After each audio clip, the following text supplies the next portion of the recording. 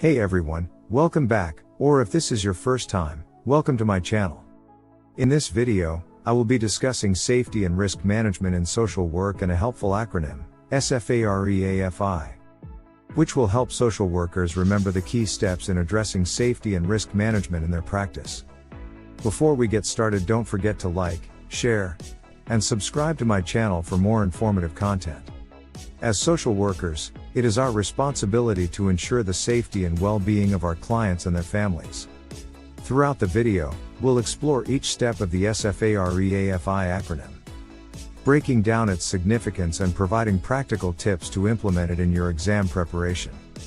From understanding the situation and framing the problem to assessing, reflecting, and exploring alternatives, we'll guide you through a comprehensive process that enhances your critical thinking and decision-making skills.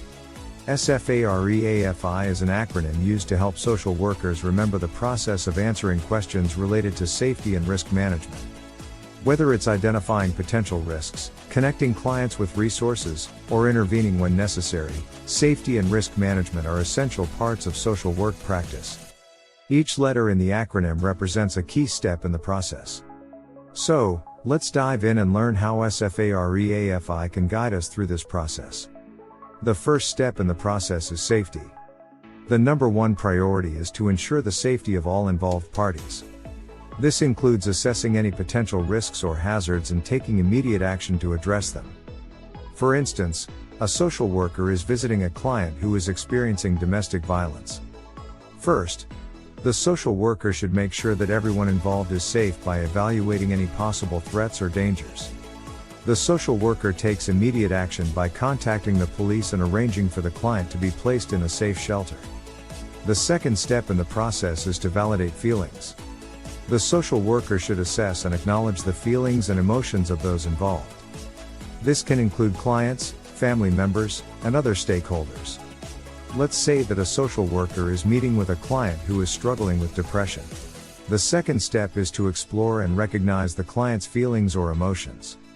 The social worker listens to the client's concerns and validates their feelings, helping the client to feel understood and supported. The third step in the process is to assess. The social worker should conduct a comprehensive assessment of the situation, including gathering information from all relevant sources and identifying any potential risks or concerns. If a social worker is conducting an assessment of a client's needs, the social worker should seek a full understanding of the case by getting information from all sources that matter and making a list of any identified problems or worries. The social worker interviews the client, their family, and other relevant parties, and reviews any previous records or reports to get a complete understanding of the client's situation. The fourth step in the process is to refer. The social worker should refer clients and families to appropriate resources and services that can provide the necessary support and assistance. If a social worker is working with a client who is experiencing financial difficulties, the social worker can refer the client to a financial counselor and a local food bank to help them access the resources they need. The fifth step in the process is to educate.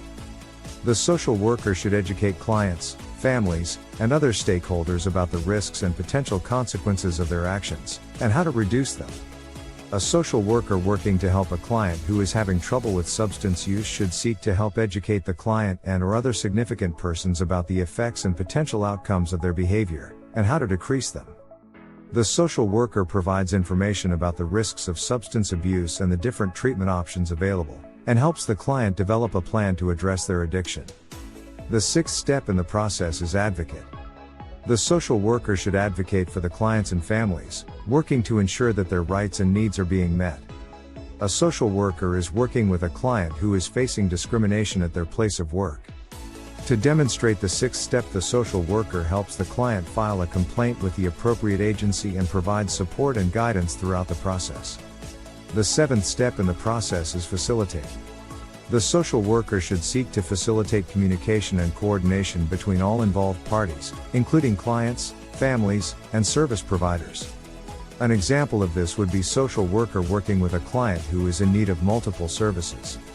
In the seventh step, the social worker strives to establish open dialogue, develops a strategy, and organizes the delivery of services to ensure that the client's needs are met. The eighth and final step in the process is intervene. The social worker should intervene as necessary to address any remaining risks or concerns. This may include providing direct services, implementing a safety plan, or taking other actions. When a client is at risk of being harmed, harming themselves or others, or excessively deviating from their treatment plan, a social worker may collaborate with other agencies or organizations to devise a plan to address the client's safety or behavior. It is important to note that the acronym SFAREAFI is a tool to remember the process. However, social workers should always use their critical thinking skills and professional judgment when working with clients and families to ensure safety and risk management. With the ASWB exam being a crucial milestone in your social work journey, it's essential to equip yourself with strategies that lead to optimal results. By applying the S.F.A.R.E.A.F.I acronym, you'll gain the confidence to tackle exam questions strategically and navigate through different scenarios with ease. I hope that you found this information and the SFAREAFI acronym helpful with guiding you in answering exam questions and in your practice. Remember, as social workers, it is our responsibility to ensure the safety and well-being of our clients and their families. Congratulations! You're one step closer to becoming a more effective and knowledgeable social worker. If you're interested in taking your studies further, I invite you to join me for 2 90-minute sessions where we'll dive deeper into the various content areas and practical applications. These sessions are designed to help you improve your ability to break down questions, which is a key skill for success on exams. When you sign up, you'll also receive my 70 Social Work Practice Exam Question ebook, which was designed with LMSW and LCSW students in mind and as a resource to reflect the questions on the ASWB license exams in all states. You also get my Strategies for Success activity book. This 80-page workbook provides a number of different advantages for you to practice the exam study techniques, such as breaking down questions using the 5 W's, which will help you become a more confident, ethical, and effective test taker, both of which will help you continue your learning journey. Head over to my website, gilbertmbell.com. The link to sign up is in the description below. Or text the word study to 347-683-7923. I look forward to studying with you and helping you become the best social worker you can be. Thanks again for watching.